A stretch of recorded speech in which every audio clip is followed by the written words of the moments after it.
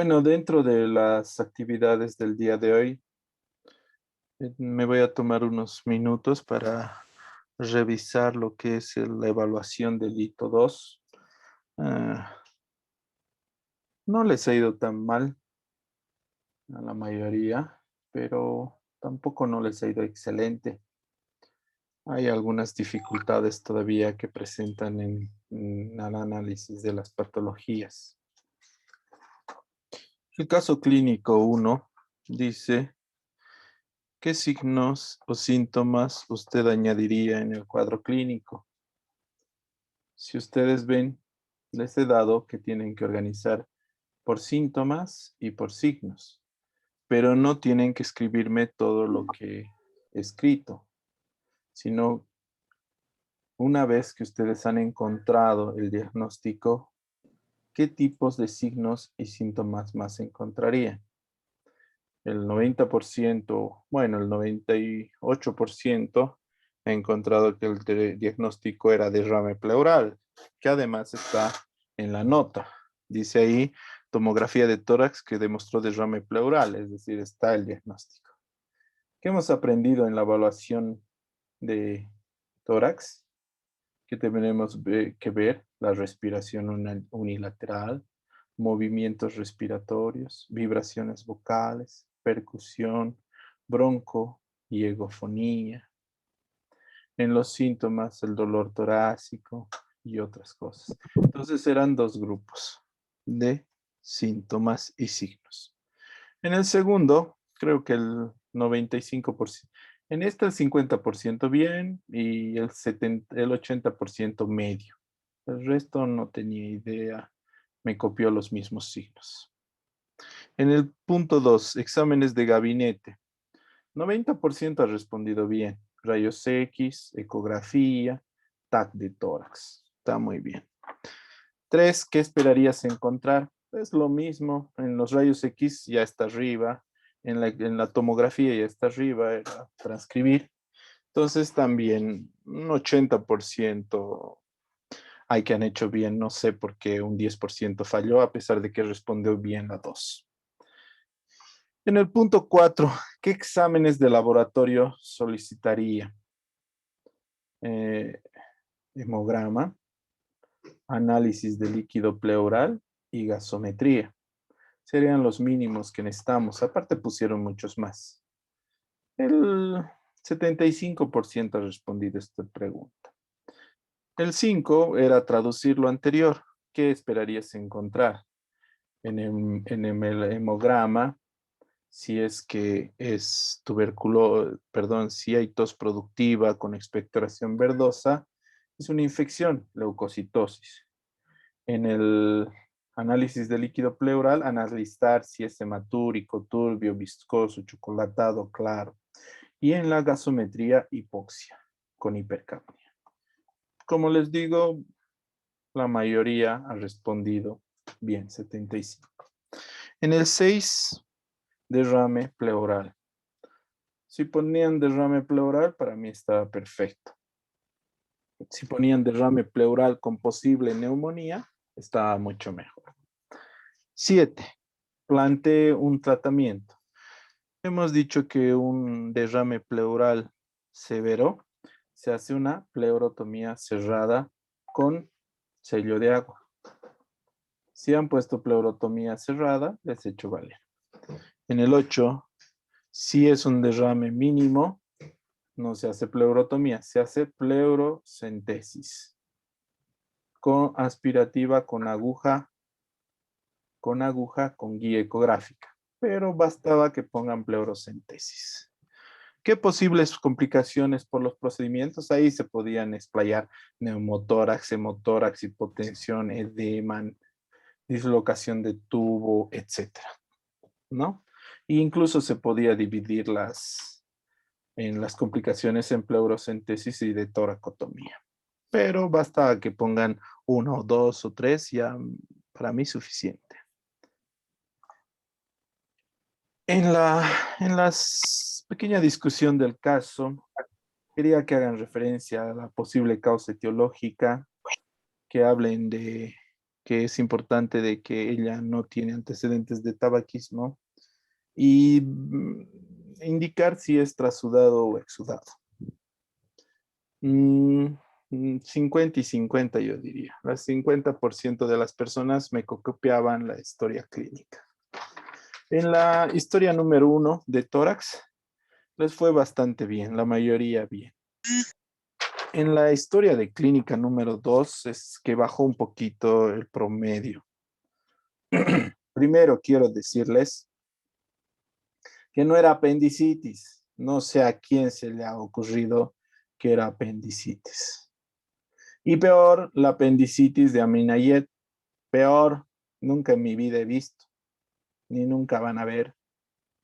No sé a quién se le ha ocurrido, pero ha sido una copia generalizada. El 40% de ustedes ha diagnosticado apendicitis y de Aminayet. No sé por qué. No hay ningún signo ni síntoma que guíe eso. El que ha inventado eso, no sé qué tipo de poder tiene para convencer al resto, porque como como ese ganado que corre y todos se lanzan al vacío, todos han ido a ese lado. No es apendicitis primero. Lo mismo, las mismas preguntas. ¿Qué signos y síntomas añadiría al cuadro clínico?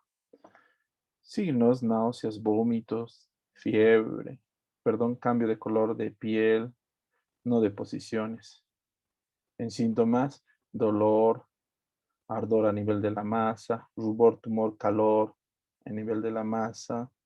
En los signos, alteraciones, ¿qué diagnóstico tenía? Era una hernia estrangulada. Era una hernia estrangulada.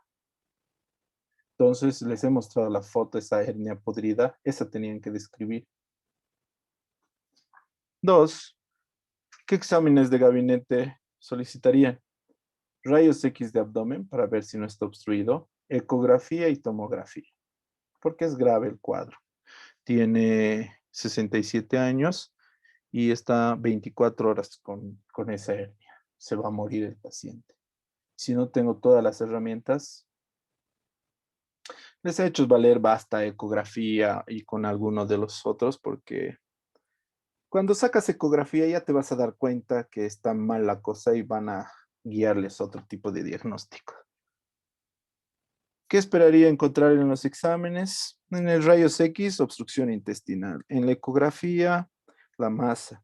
Y en la TAC, todas las complicaciones. ¿Qué exámenes de laboratorio solicitaría? Hemograma y examen de lactato. El lactato es algo que se genera por destrucción de las asas intestinales. Entonces, es un buen indicador de necrosis del aparato gastrointestinal. Una sola persona puso. Para mí bastaba hemograma porque con la leucocitosis ya te das cuenta de que el problema es grave y entonces ya van a poder actuar rápidamente. En resultado, leucocitosis, ¿no? Y el lactato aumentado. Diagnóstico más probable. Bastaba que me pongan hernia. Femoral, crural, inguinal, no interesa, es hernia, punto. Obviamente es mejor hernia crural estrangulada. ¿Por qué crural? Es mujer, 67 años. Lo más probable es que sea eso. 7. Planteo un tratamiento. Basta que me hayan puesto cirugía, les he puesto bien. Hay que operarla. Obviamente la respuesta correcta, la laparotomía exploradora con herniorrafia. Quiero que escuchen bien la palabra rafia. Si está podrido el intestino, no se pone malla. Nunca se pone malla. Rafia. McVeigh, Bassini o Scholdice. Pero ponen malla y está mal, porque la malla lo va a matar al paciente. 8. Diagnósticos diferenciales. La mayoría ha respondido bien. Hernia inguinal, femoral, testículo ectópico. Está bien. 9. ¿Qué posibles complicaciones podría tener el cuadro? Lo único que tenían que poner, necrosis y muerte. El resto es relleno. Esa se va a necrosar y se va a morir el paciente. Describe el procedimiento. 60-30 han descrito el procedimiento. Es decir, han puesto apertura del oblicuo mayor, hernia, etcétera, etcétera, etcétera. Los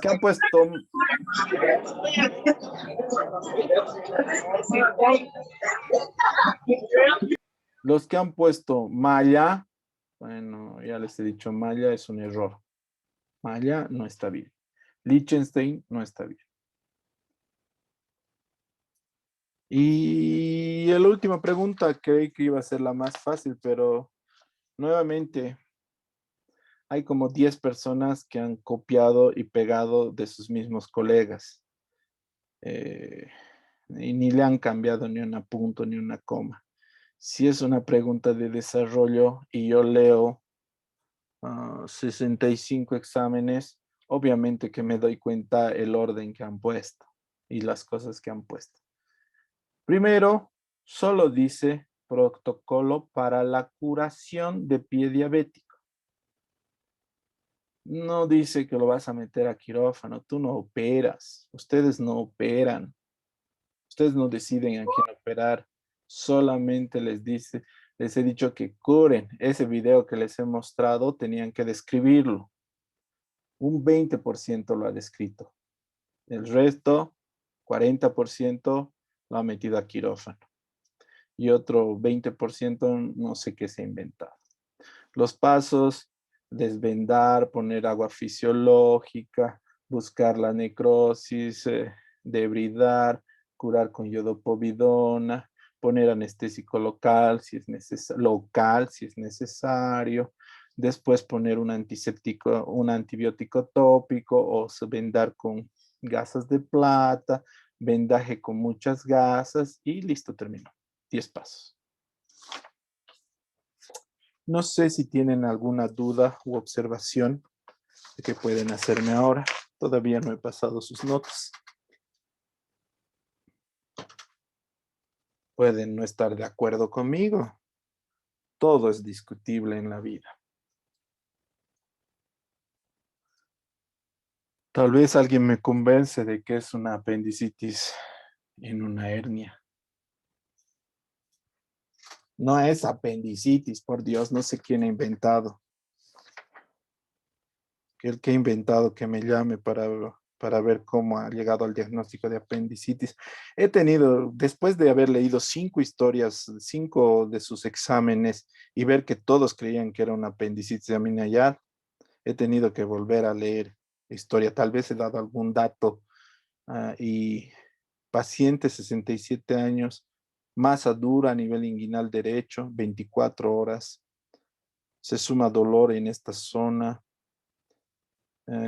Distensión abdominal con disminución de producción de flatos, revela más a nivel inguinal derecho, no reductible, no hay nada de apendicitis.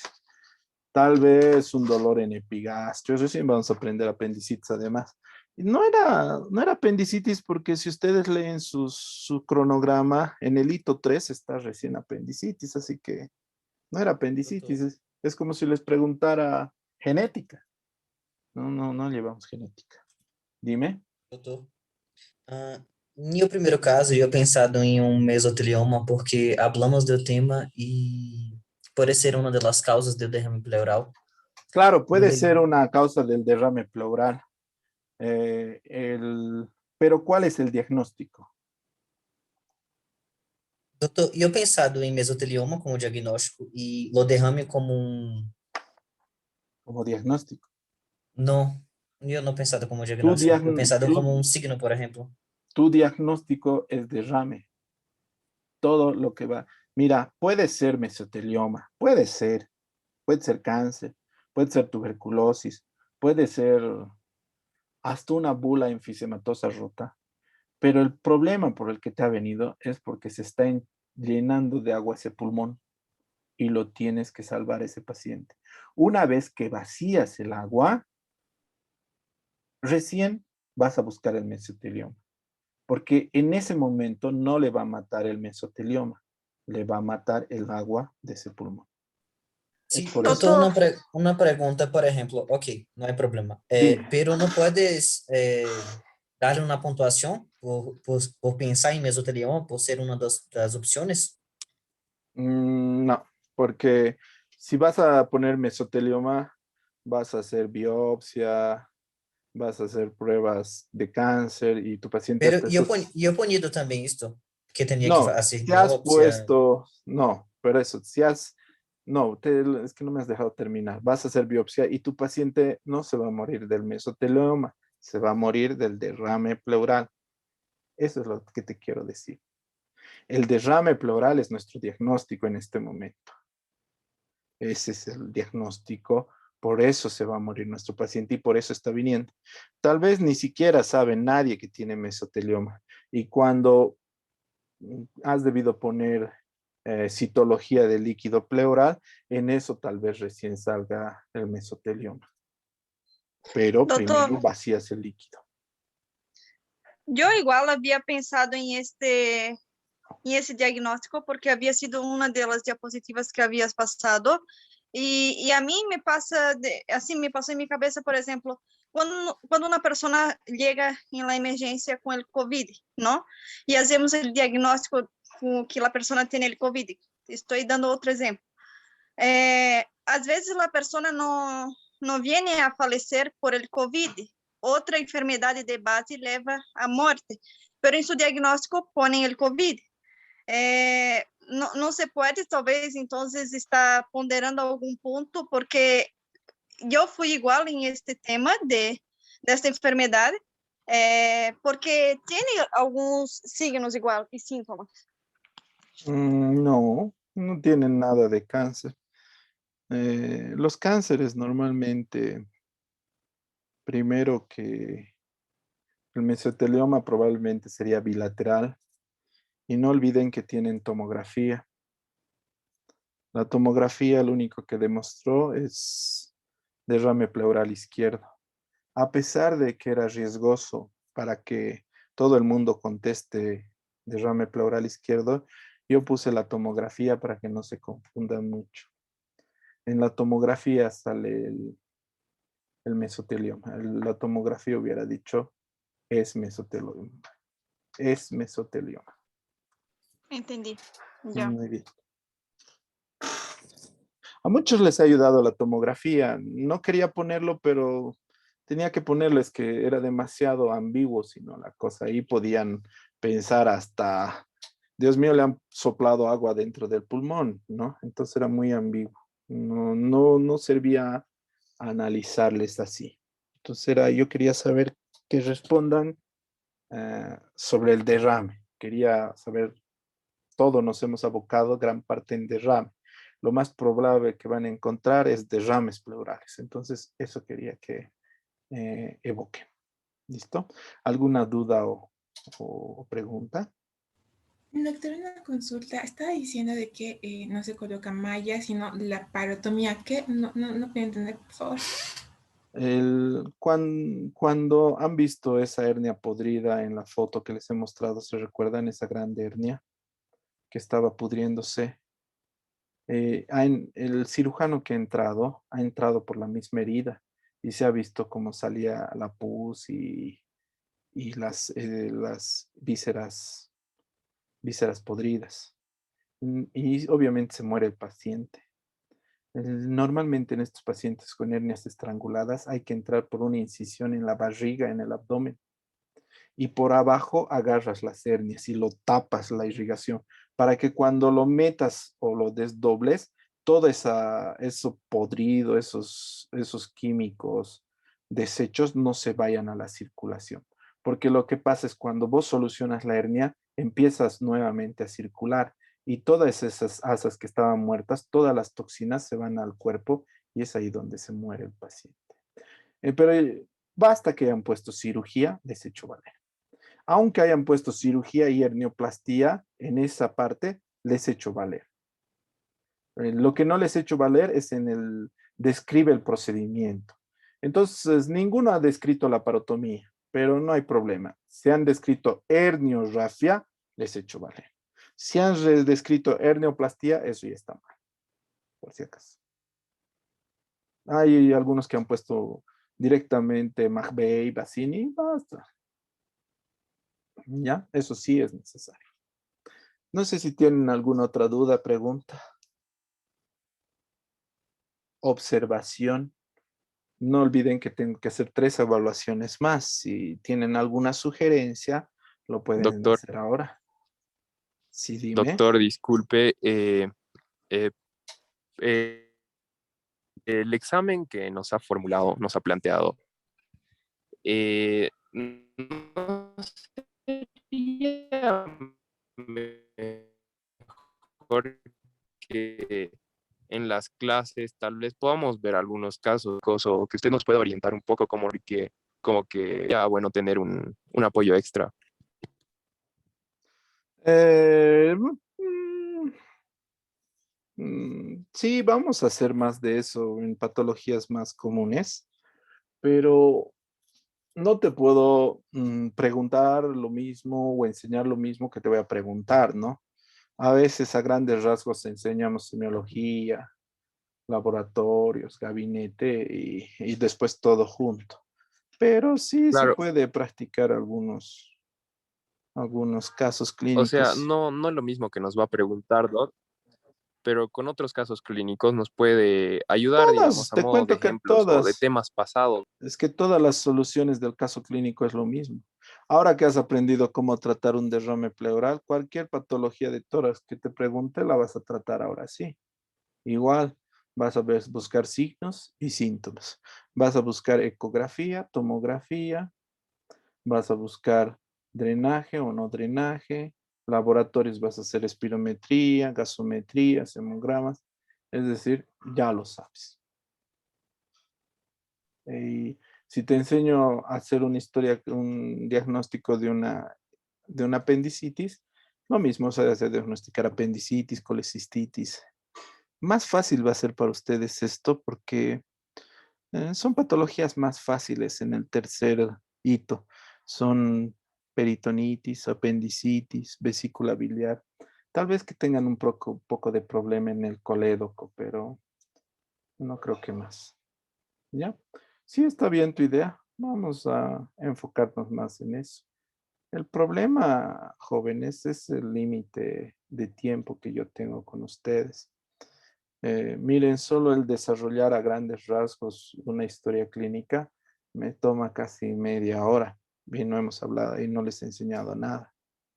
Entonces, si hablo de apendicitis, un caso clínico, me va a tomar toda la clase y son 2 o 3 clases de lito y después van a tener una duda enorme cómo se hace patología.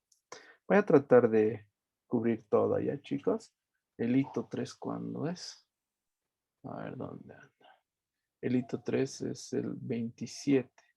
Tenemos 1, 2, 3. Como les he dicho, son 3 clases que tenemos. En las 3 tengo que llevar peritonitis, apendicitis, vesícula biliar y colédoco. Aparte de abdomen agudo, que es todo. ¿Alguna otra sugerencia, jóvenes? Yo, doctor, antes de seguir, no sé si soy la única a la que me ha pasado, pero a mí, o sea, no sé, a mí me ha faltado tiempo, entonces tal vez mi sugerencia sería aumentar un poco más el Ay, plazo, ¿no? ay, Thais, te voy a hacer chasca. 1 hora 20 minutos les he No, dado. era 55 Ningún minutos, doc. docente en su vida les ha dado 1 hora 20 No, minutos.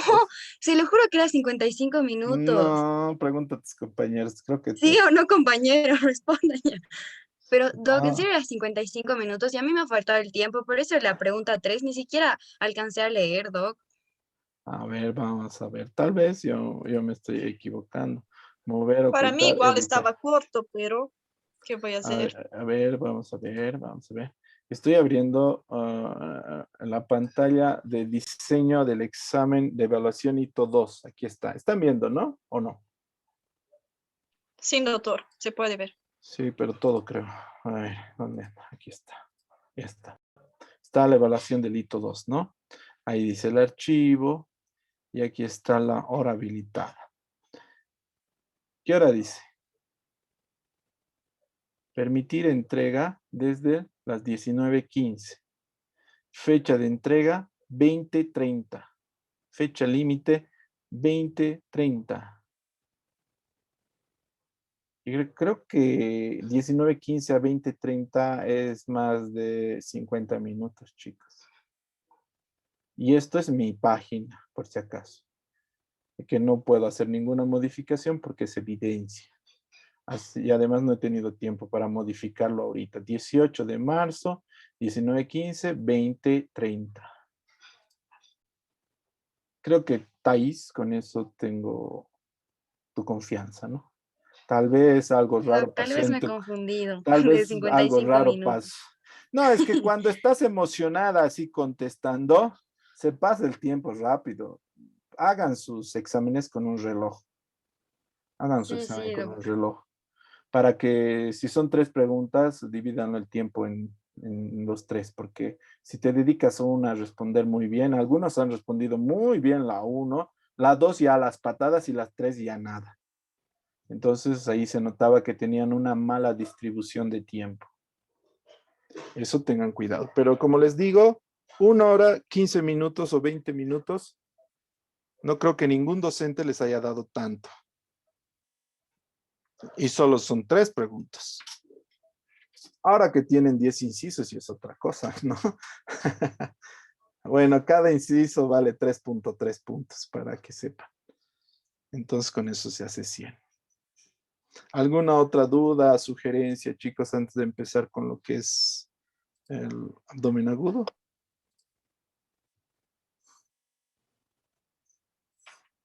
Doctor, ¿el examen va a salir en la plataforma?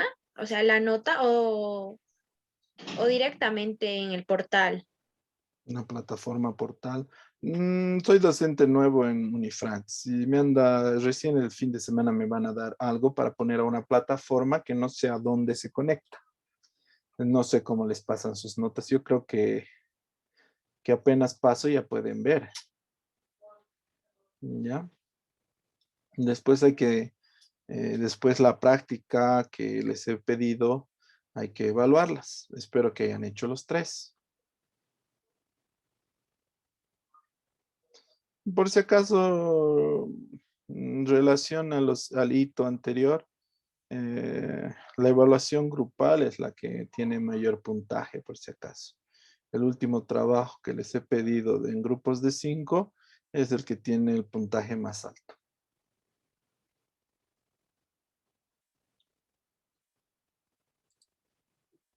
¿Alguna otra cosa más? Bueno. Espero que estén satisfechos con la explicación. No contentos, pero por lo menos satisfechos de que he tratado de calificarles lo más justamente posible. Abdomen agudo. Veremos una explicación que es bastante sucinta y bastante completa en relación al abdomen agudo. ¿Se ve lo que comparto? Consulta que es ¿Se dolor escucha? abdominal Sí, doctor. Ya. y realmente un abdomen agudo. Y la diferencia es que el paciente que viene con un abdomen agudo es un paciente que muy probablemente la solución de su problema la encuentra en el quirófano. O sea, muy probablemente ese paciente va a acabar hospitalizado y en el quirófano. Entonces, es muy importante lo que dice. Paciente que diagnosticamos con abdomen agudo es que va a terminar en quirófano. Eso es lo que hay que ver. Esa es la diferencia entre un dolor abdominal normal y es que ese paciente va a llegar caminando, un paciente con un dolor abdominal normal, común y silvestre va a venir caminando, a lo mejor vomita, a lo mejor está con deposiciones diarreicas, a lo mejor lleva algunos días estreñido, pero no tiene ningún síntoma sistémico.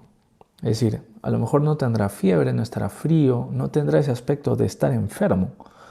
A lo mejor se agarra el abdomen porque le duele, pero está caminando, no se marea, habla contigo, no se lo ve agitado. Un paciente con un abdomen agudo es un paciente que se lo ve enfermo, tiene el aspecto de estar enfermo.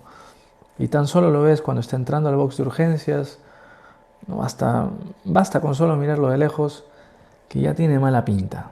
Se lo ve muy pálido, te dicen que está frío, o te dicen que aparte de dolerle mucho el abdomen tiene mucha fiebre y que defiende mucho eso. De hecho, camina con mucha dificultad y le es muy difícil estar o mantener esa posición en decúbito supino, estar tumbado, acostado, le cuesta mucho porque le duele el contenido abdominal, todos los órganos del abdomen.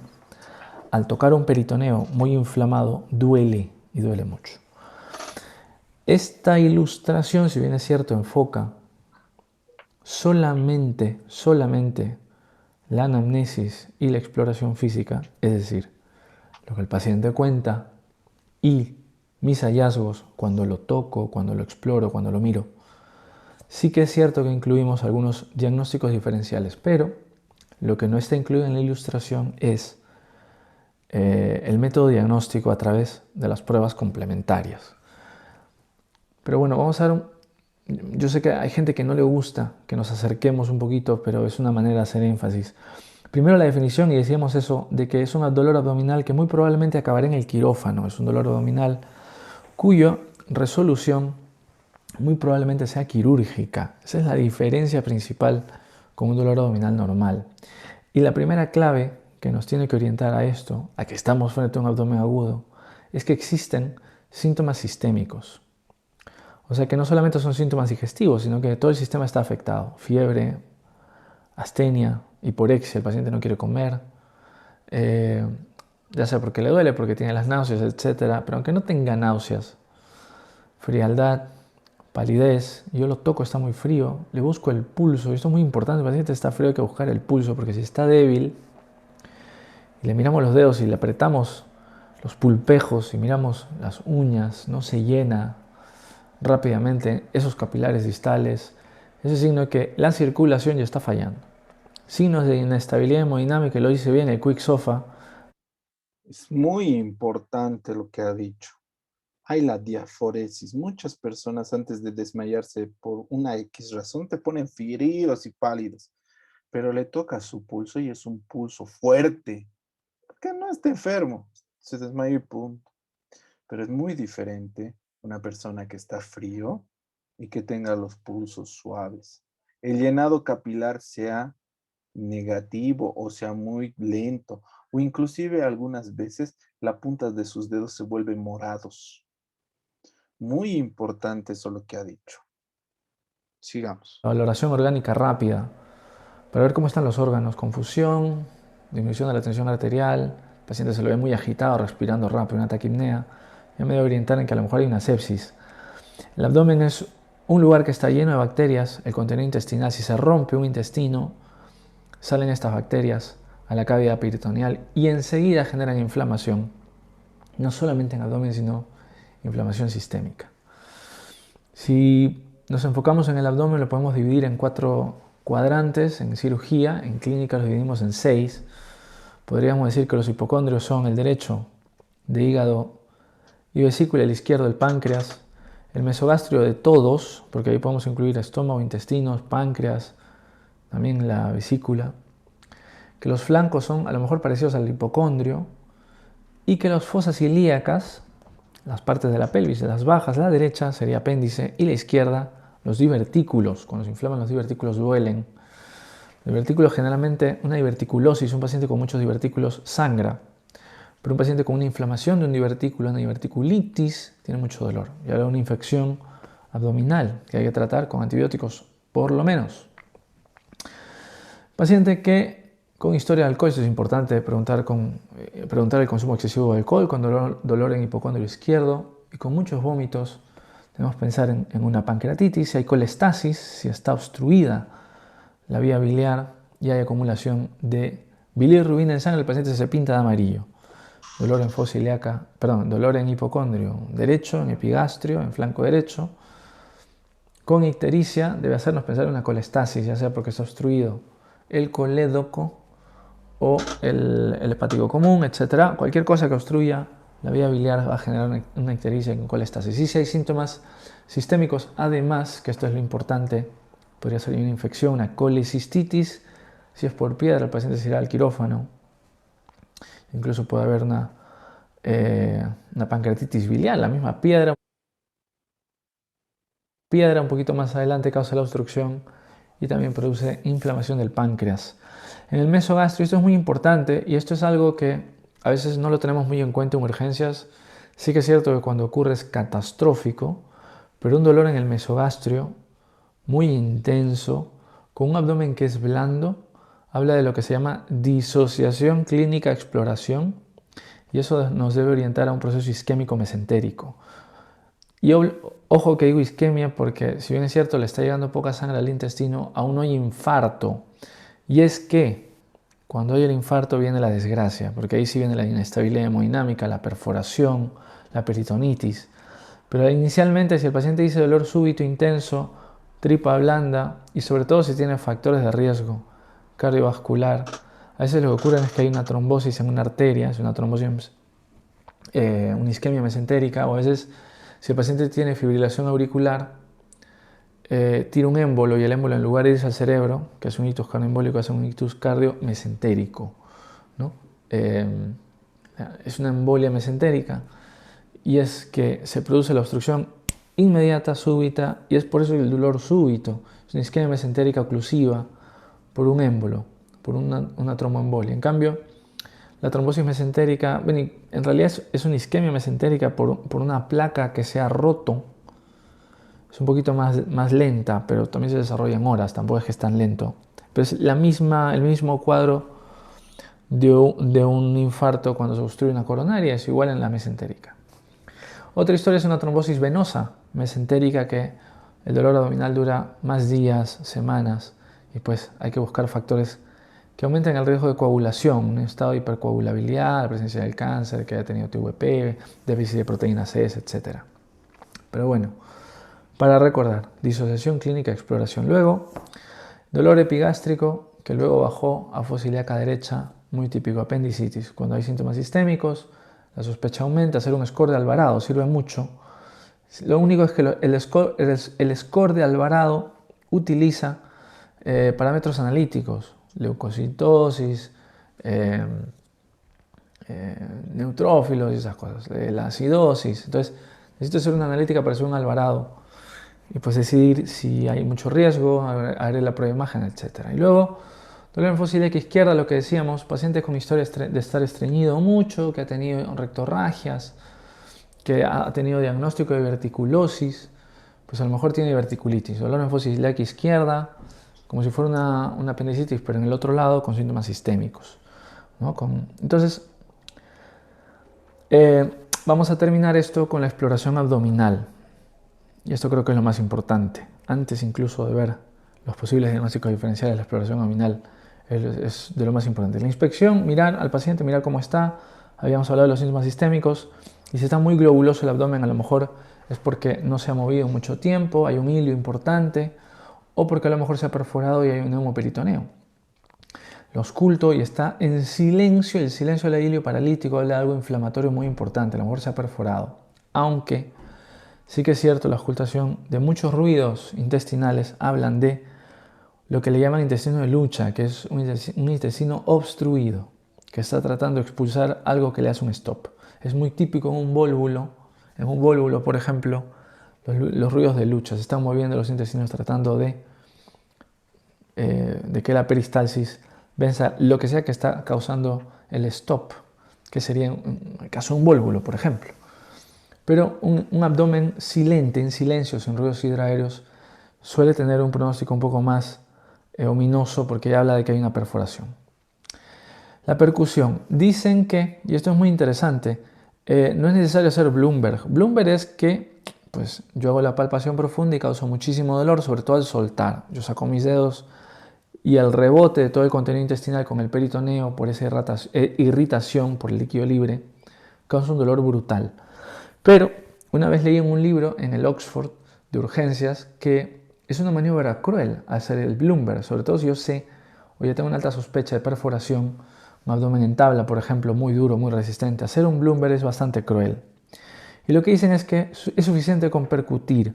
Si yo percuto al paciente, generalmente la percusión no duele, pero si la percusión causa dolor, entonces yo me puedo permitir pensar de que hay líquido libre y que hay irritación peritoneal. No es necesario hacer el Bloomberg.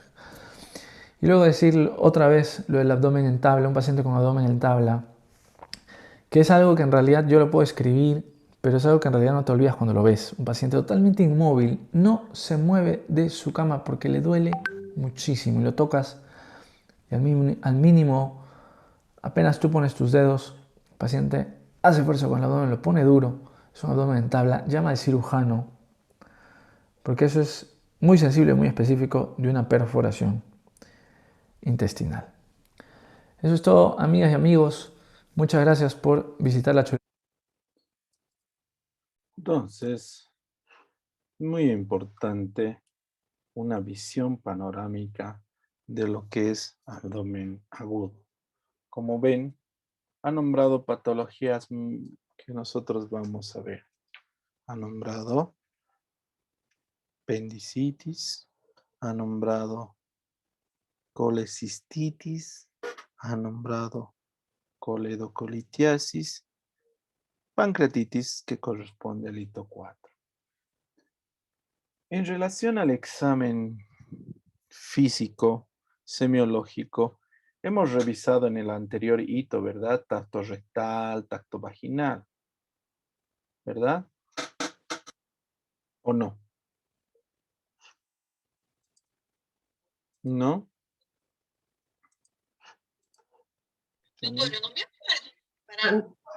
Yo creo que no.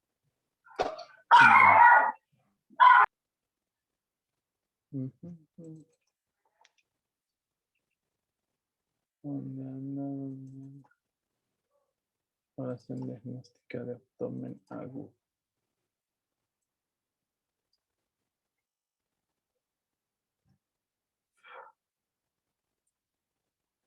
Entonces, es importante recordar que en el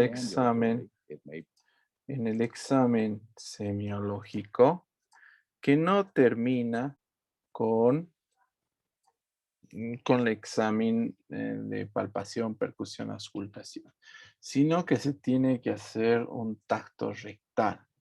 Tacto rectal se observa primero el periano, se ve si hay alguna inflamación, si hay algún hematoma, se pide al paciente que haga fuerza en lo que es el esfínter, se lubrica muy bien el dedo y se introduce lentamente para no desencadenar un reflejo vagal y se va palpando las 4 paredes, las laterales, la superior y sobre todo la inferior para ver lo que es el páncreas.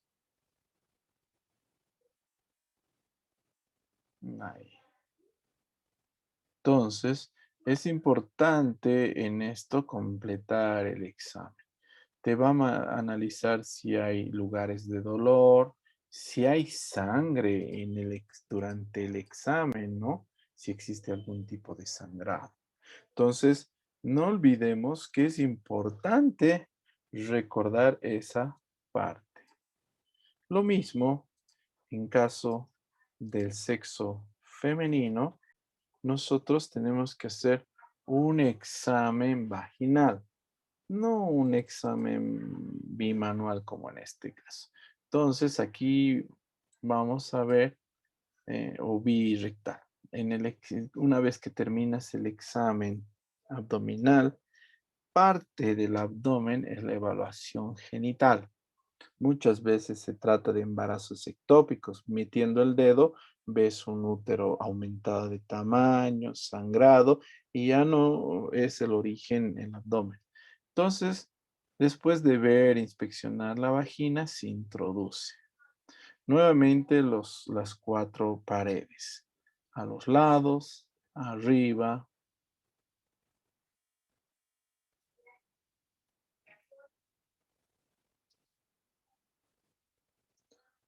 buscando intencionalmente masas, puntos de dolor, cambios de temperatura, dolor en el paciente y finalmente llegando hasta el cérvix.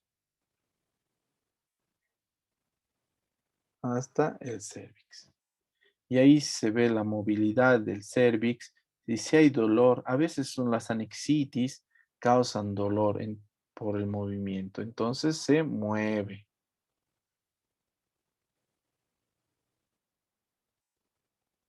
Aparte de hacer todo el examen de abdomen, se hace esto. En la mujer se mide el tamaño del útero con una palpación bimanual. Metes y palpas por acá y más o menos se ve qué tamaño está el útero.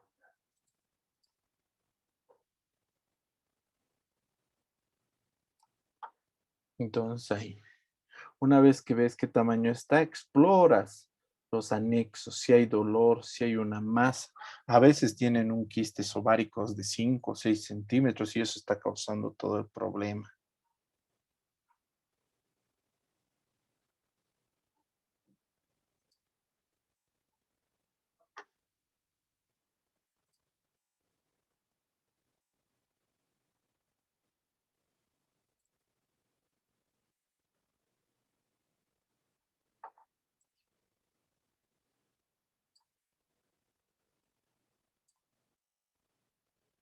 Preguntas a la paciente si hay algún tipo de dolor, algún tipo de molestia. Y de esa manera cumples el proceso de evaluación.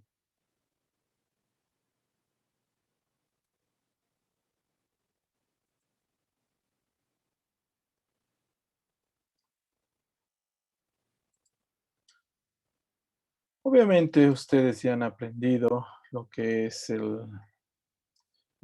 el examen semiológico de palpación. Primero, la inspección, ¿no? Segundo, la auscultación. Tercero, la percusión. Y finalmente, la palpación, que ya la han aprendido muy bien.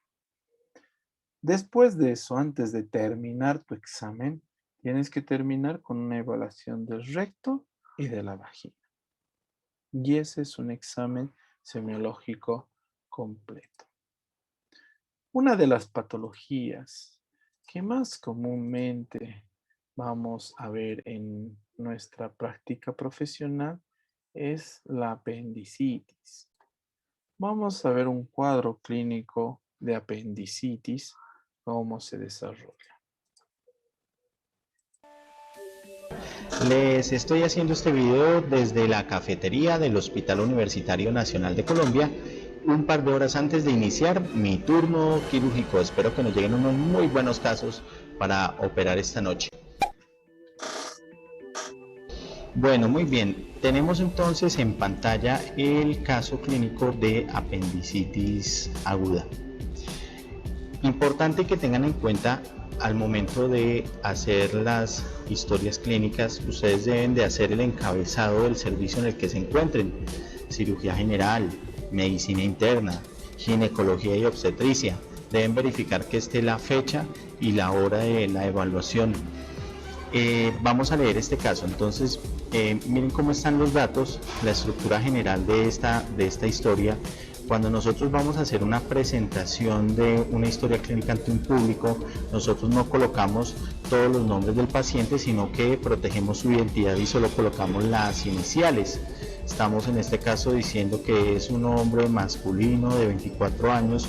Observen cómo es la estructura general de la historia clínica, la hacemos completa: motivo de consulta, enfermedad actual, revisión por sistemas, los antecedentes, el examen físico con los signos vitales descritos por las regiones corporales. Esta es la primera parte de la historia clínica. Más adelante veremos el resto de la historia, que es el análisis, el diagnóstico y el plan de tratamiento.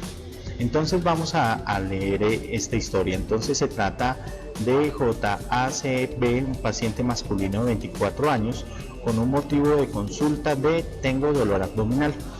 La enfermedad actual es que refiere un cuadro clínico de 8 horas de evolución consistente en un dolor abdominal de inicio en el epigastrio, el cual fue mal definido y que desde hace 3 horas se localiza en el cuadrante inferior derecho abdominal y que asociado ha presentado náuseas, no ha presentado emesis ni ha presentado fiebre. A la revisión por sistemas, niega disnea, niega sintomatología respiratoria, niega disuria, niega hematuria, niega diarrea, niega otro síntoma asociado y la última comida fue hace 7 horas. Vamos a hacer un paréntesis en este punto. es importante, bien sea en la enfermedad actual o en la revisión por sistemas, que yo haga una reiteración acerca de los síntomas positivos o los síntomas negativos del paciente. No es suficiente que al momento de una realización de la historia clínica en la revisión por sistemas yo anote simplemente como niega otro síntoma, porque eso puede dar lugar a que otro intérprete de la historia clínica asuma que se está omitiendo información. Nosotros, al hacer esta revisión por sistemas, ya sabemos que el paciente no tiene síntomas respiratorios, que no tiene síntomas urinarios bajos, que no se trata de un proceso infeccioso gastrointestinal, y a pesar de ello volvemos y reiteramos que ningún otro síntoma asociado tiene nuestro paciente. Y para los cirujanos es importante que sepamos cuál fue. Se escucha bien, se ve bien, ¿verdad? Sí, doctor. La hora de la última comida, porque eso la podemos tener en cuenta al momento de tomar una decisión quirúrgica frente al ayuno. Sin embargo, si se trata de una situación de urgencia o de emergencia, pues debemos tratar al paciente quirúrgicamente con el estómago lleno, con el riesgo de broncoaspiración que ello implica. Continuemos en la historia. Los antecedentes, vean que están descritos casi de manera completa. Médicos, niega. Quirúrgicos, niega. Tóxicos, niega. Alérgicos, niega. Farmacológicos, niega. Al examen físico, el paciente lo encontramos consciente, alerta, orientado, sin signos de dificultad respiratoria.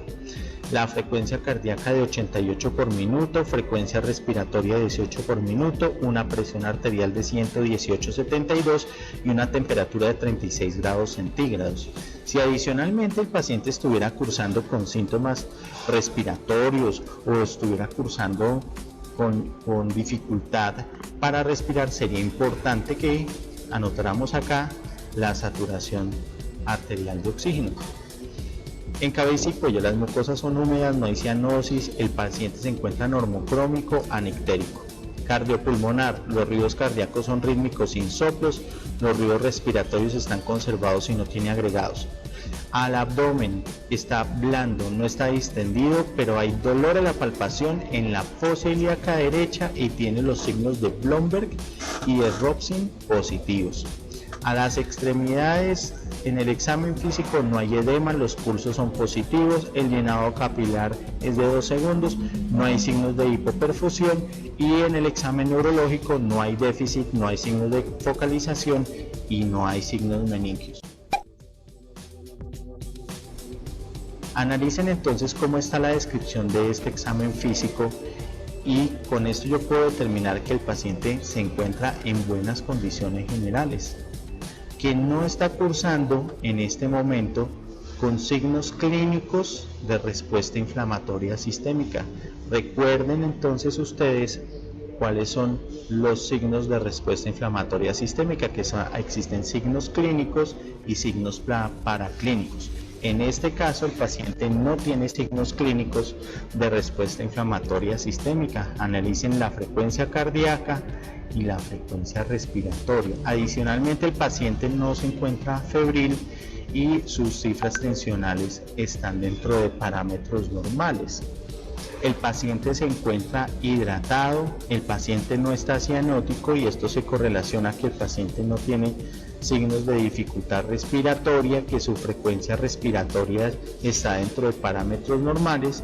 El hecho de que lo encontremos clínicamente normocrómico nos da indicios de que el paciente probablemente no esté cursando con un sangrado digestivo y el paciente pues se encuentra con sus escleras anictéricas sin el tinte ictérico o amarillo de las escleras, lo cual también dentro del estudio del dolor abdominal ya nos da indicios de que muy probablemente no se trata de un síndrome ictérico obstructivo.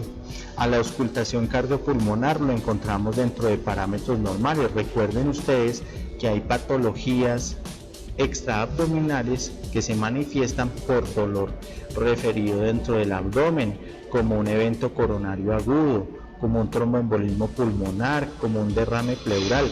Sin embargo, en estos casos ustedes esperarían encontrar Otros hallazgos dentro de la enfermedad actual, la revisión por sistemas, los antecedentes y los hallazgos al examen físico. Probablemente se trate de un paciente más mayor con factores de riesgo para enfermedad coronaria y el cuadro clínico sea un tanto diferente y eso les haga sospechar a ustedes de que se trate, por ejemplo, de un evento coronario agudo. Al examen físico abdominal, el paciente pues tiene su abdomen blando, no lo encontramos distendido, pero tiene dolor a la palpación en la fosa ilíaca derecha y tiene los signos de Blomberg y de Robson positivos. Y estos son unos signos clínicos que, si ustedes los estudiaron, pues son altamente sugestivos o sospechosos de un proceso inflamatorio apendicular. Adicionalmente al examen de las extremidades, el paciente pues no está con edemas, sus pulsos son positivos, el llenado capilar es de 2 segundos y no hay signos de hipoperfusión. Y esto es bien importante que también ustedes lo describan en el paciente, no solo en el estudio del dolor abdominal, sino de cualquier patología. Un paciente que tiene sus extremidades hipoperfundidas, que el llenado capilar es prolongado, más de 2 segundos, pues les debe hacer pensar que el paciente está cursando con una patología muy grave. Al examen neurológico pues no hay signos de focalización, no hay signos meningios. Bueno, muy bien. Entonces, luego de esta historia clínica, se supone que con estos datos debemos tener una certeza diagnóstica cercana al 86%. Nos dice entonces acá nuestras preguntas. Según la historia clínica anterior, responden: ¿cuál es el análisis del caso clínico? ¿Qué podemos decir entonces? Que se trata de un hombre joven quien consulta por un dolor abdominal de aproximadamente 8 horas de evolución, el cual se inició en el epigastro y se localizó en la fosa ilíaca derecha, que ha tenido náuseas sin emesis en la revisión por sistema sin ningún otro síntoma significativo asociado, que no tiene antecedentes significativos para esta historia clínica, que al examen físico abdominal lo encontramos en buen estado general, sin signos clínicos de respuesta inflamatoria sistémica, pero con signos clínicos francos al examen físico abdominal de apendicitis aguda. De acuerdo entonces con el análisis que hicimos, ¿cuál es el diagnóstico clínico? El paciente tiene un diagnóstico clínico de apendicitis aguda. Que nunca se les olvide, en principio, el diagnóstico de la apendicitis aguda es clínico. En principio, salvo unas condiciones especiales, no necesitamos estudios de laboratorio ni estudios imaginológicos adicionales. Recuerden que muchas veces es más importante diagnosticar un abdomen que sea quirúrgico a tratar de diagnosticar la patología específica. En este caso, el paciente con los signos clínicos de Blomberg y de Robson positivos, ya se trata de un abdomen quirúrgico y el paciente requiere cirugía. Tercer punto, específicamente en este caso, ¿necesitamos estudios paraclínicos para establecer el diagnóstico? La respuesta es no. El paciente tiene un diagnóstico clínico de apendicitis aguda.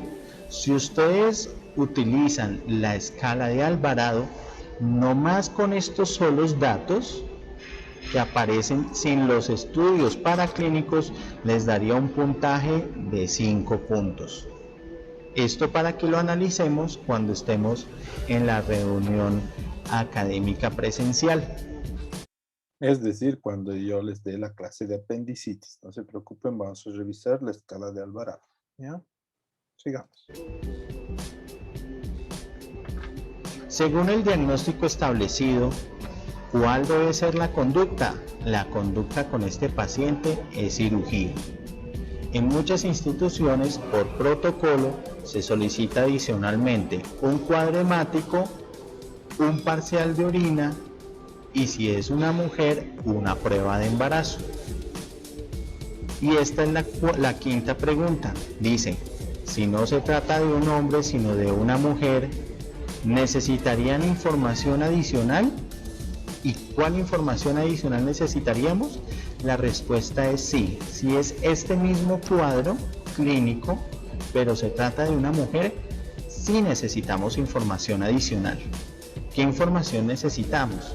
Necesitamos a la revisión por sistemas poder determinar o poder describir si la paciente ha presentado síntomas ginecológicos caracterizados por flujo vaginal o sangrado vaginal. Y en los antecedentes es importante describir los antecedentes ginecológicos. Si la paciente tiene gestaciones, si tiene partos, si tiene cesáreas, si tiene abortos, cuál es la fecha de la última menstruación y con qué planifica. Porque dentro del diagnóstico diferencial de este caso clínico, si se tratase de una mujer, estaría la patología ginecológica.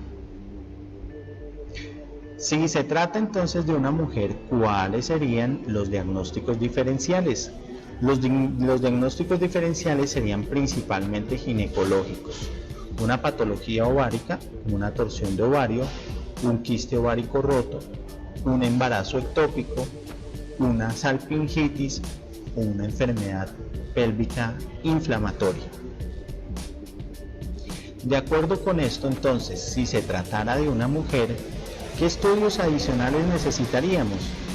En principio, si se trata de una mujer, además del cuadro hemático, el parcial de orina, requeriríamos una prueba de embarazo.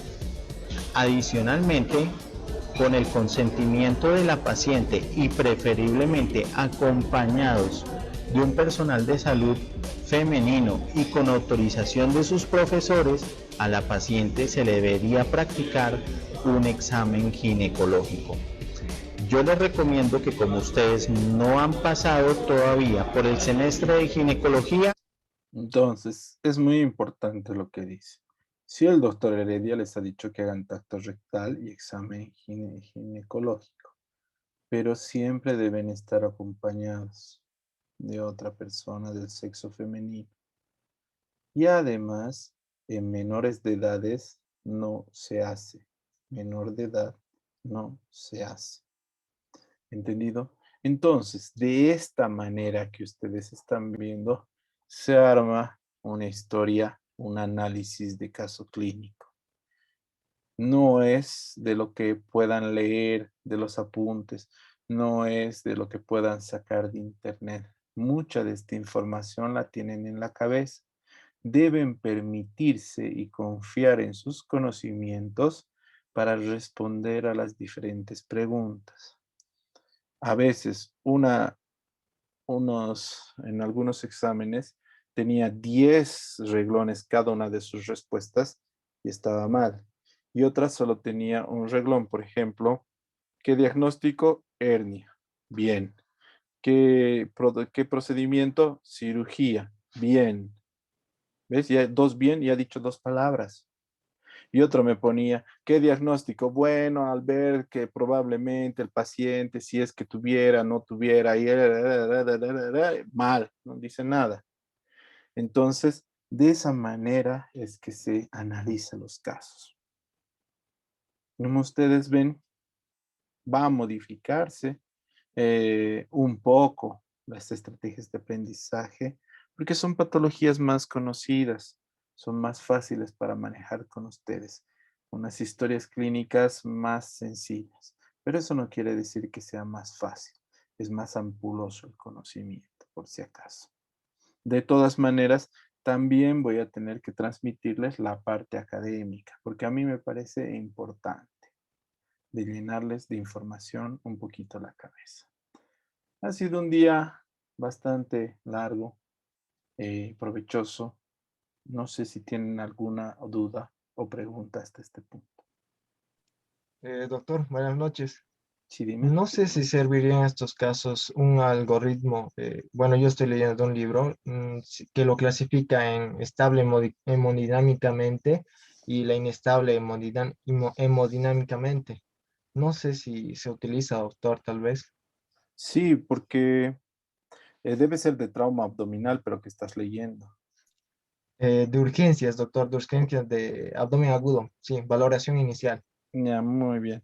Te cuento que dentro de las actividades dice en la tarea 2, formule un algoritmo de manejo terapéutico. Así que sí les voy a pedir, pero un poco más adelante. ¿Ya? ¿Alguna otra duda, pregunta, jóvenes?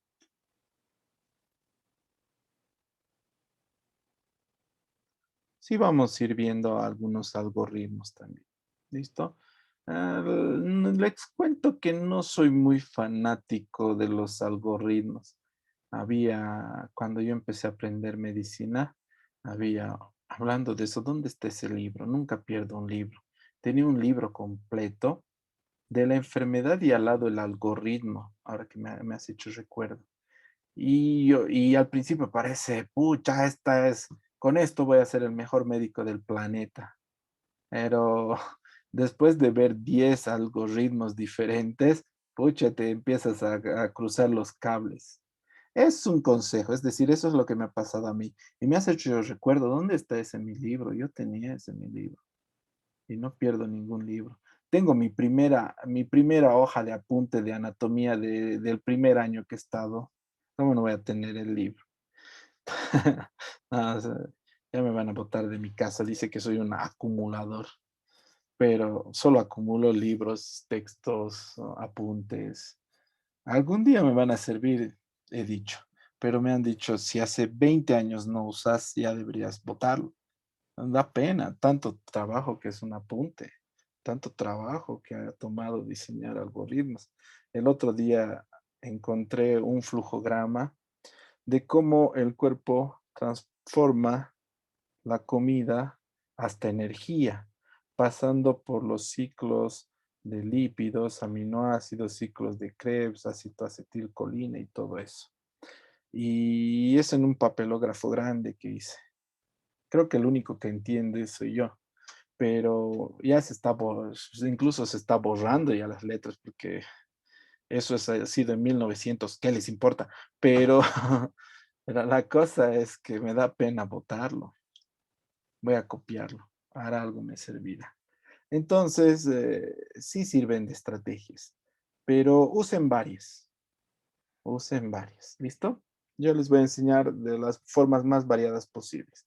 Me han dicho historias clínicas, lo he planteado. Yo tengo todas las herramientas. Cualquier herramienta que digan tantos años de docente, al menos en esta mi computadora, yo tengo todas las herramientas que necesitamos para aprender de cualquiera de los temas, bueno, de cirugía nada más, ¿no?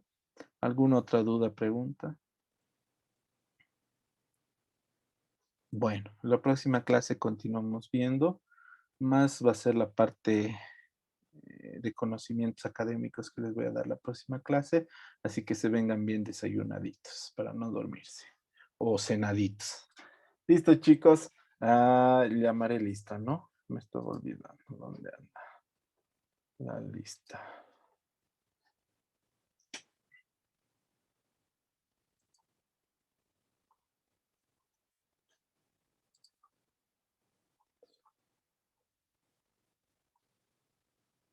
Ujú. Listo, 3. Evaluación no visto por los estudiantes, pero no está visto por los estudiantes. Mostrar.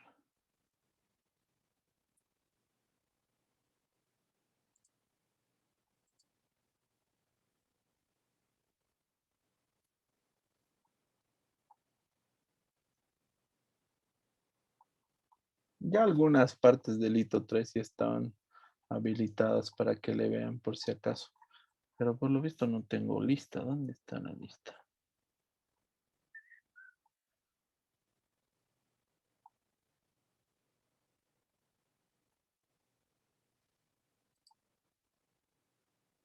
Duplicar.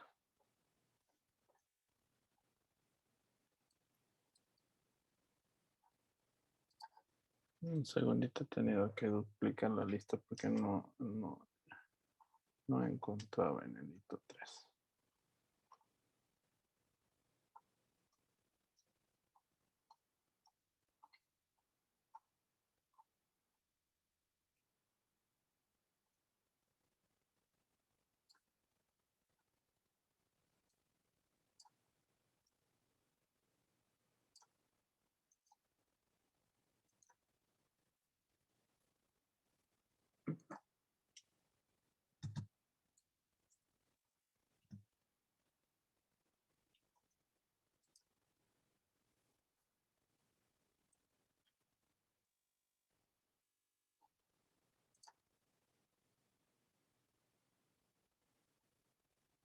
10:25.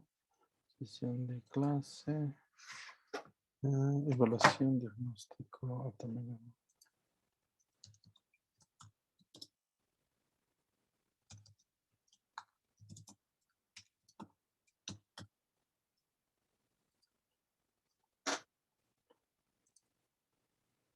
Voy a compartirles la asistencia. Por favor, vayan prendiendo sus micrófonos cuando esté cerca su nombre, por favor, chicos.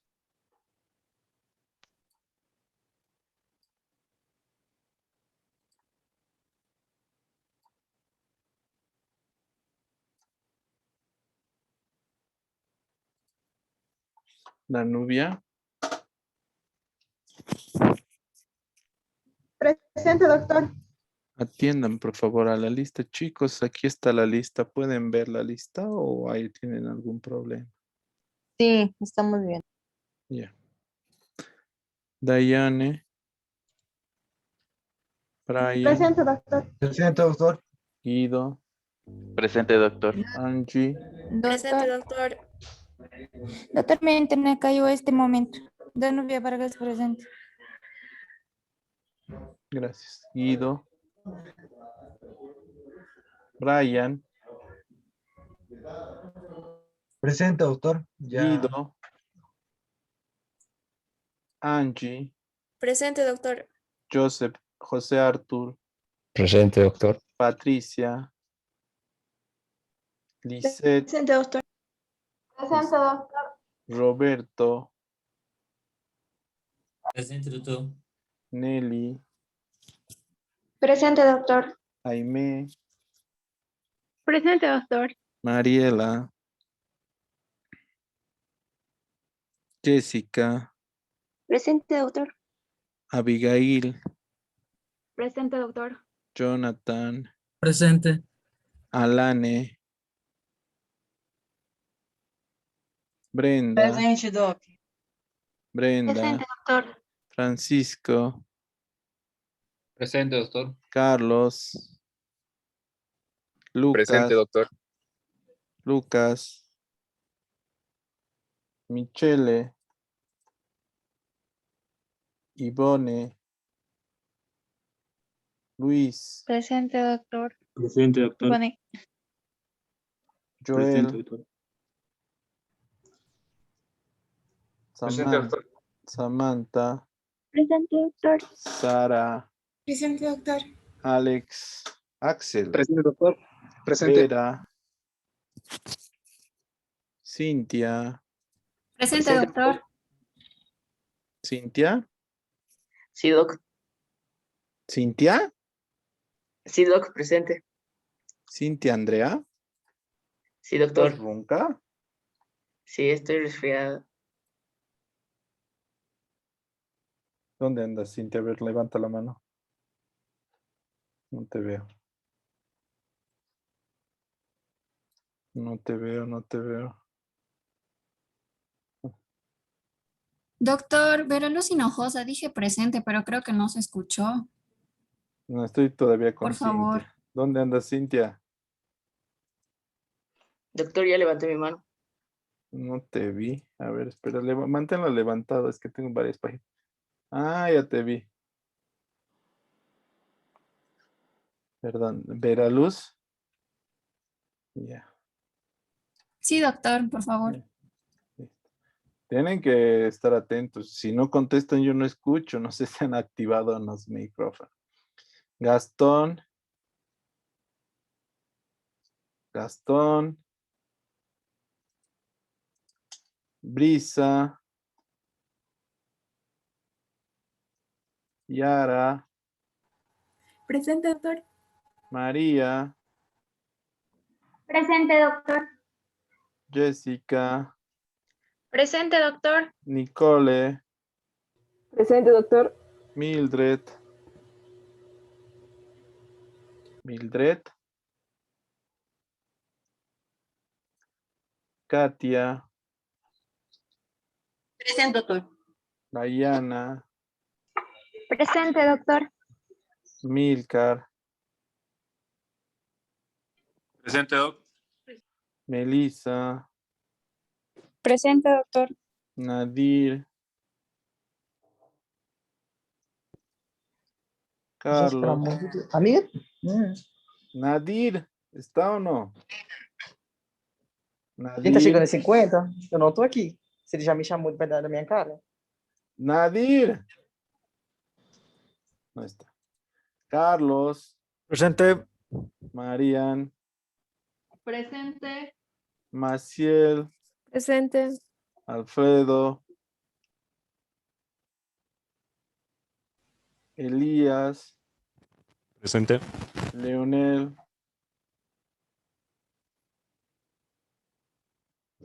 Gilsa,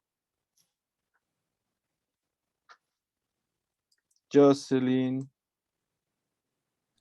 Presente, doctor. Laura, Presente, doctor. Alael,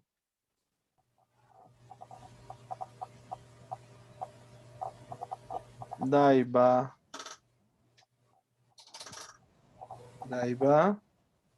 Presente, doctor. Hugo, atienda por Presente, favor a la doctor. lista, Valeria, Presente, doctor. Litsi, Presente, doctor. Sayane, Shawane, Presente, doutor. Thaís, Presente, doctor. Natuse, Presente, doutor. Marco, Presente, doctor. Carla, Liz, Presente, doctor. Paolo, Presente, doctor. Brian, Presente. Micaela, Presente, doctor. Shirley. Presente. Presente, doctor.